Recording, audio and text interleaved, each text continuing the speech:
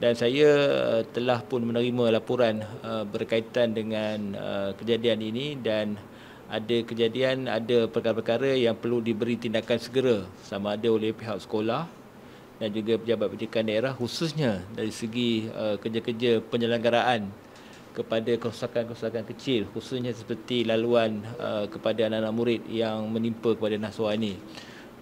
Difahamkan pihak PBD Kita Utara telah pun bersama dengan jabatan telah pun melakukan siasatan, dan ada perkara-perkara yang akan dimaklumkan, akan dilaksanakan tindakan dengan segera, khususnya dari segi kerja-kerja naik taraf dan penyelenggaraan laluan itu, supaya kita tandak lagi ada murid sekolah yang menjadi mangsa keadaan akibat daripada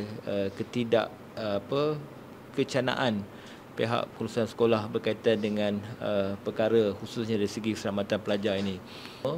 Atau fokus utama kepada pengurusan sekolah khususnya, dan tidak boleh dipelekehkan dan tidak boleh dibiarkan perkara yang sama berlaku juga kepada pelajar-pelajar lain. So, fahamkan Nasuha berminat menjadi seorang guru.